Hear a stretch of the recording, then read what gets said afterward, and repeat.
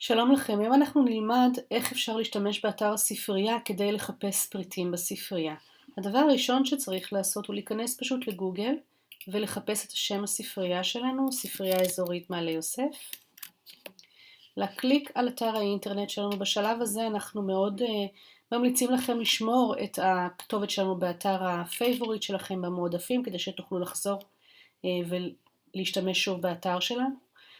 הדבר השני, ברגע שאנחנו נמצאים כאן, אנחנו פשוט יכולים לעשות חיפוש בקטלוג. אז יש כאן חיפוש מהיר, אבל אנחנו מעדיפים וממליצים להשתמש דווקא מכאן. אפשר ללכת לחיפוש פשוט.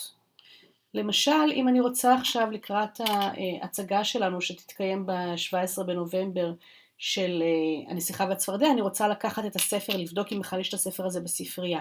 אז אני פשוט אכתוב כאן הנסיכה והצפרדע ככותר, שימו לב כאן ככותר, יש כאן הרבה אפשרויות אבל ככותר, ואני בוחרת מדיה של ספרים ועושה חיפוש.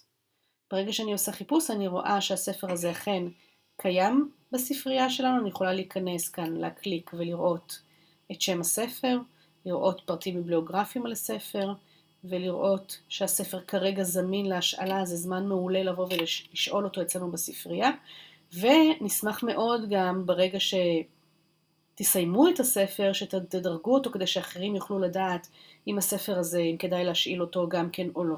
הדבר נוסף שחשוב להסתכל כאן בחיפוש, זה שאם אני רוצה להסתכל לא רק על ספרים, אלא אני רוצה לראות אם יש למשל DVD. אז אני יכולה להקליק על מולטימדיה, ושוב לעשות חיפוש. וכאן אני יכולה לראות שיש לנו את הספר הזה גם כ-DVD. אם אני נכנסת לכאן, אני יכולה לראות שיש אותו כ-DVD, הסוג שלו הוא DVD. זאת אומרת שאני לא חייבת רק את הספר, אני יכולה גם לקחת את ה-DVD של הספר. ועוד דבר, כשאנחנו מחפשים, כמו למשל ספר, למשל, האיש שלא רצה להיות קטן, ואני עושה חיפוש לא כמולטימדיה, שוב כספרים, אז אפשר לראות למשל גם את הכריכה של הספר, ממש לראות איך הוא נראה, וגם את העמוד האחורי של הספר. וכמובן פריטים ביבליוגרפיים על הספר עצמו, לראות אם הוא זמין וכו'. ושוב אותו עיקרון כמו שאמרנו קודם, כרגע הספר הזה למשל מושאל, והוא חוזר לנו ב-29 לנובמבר.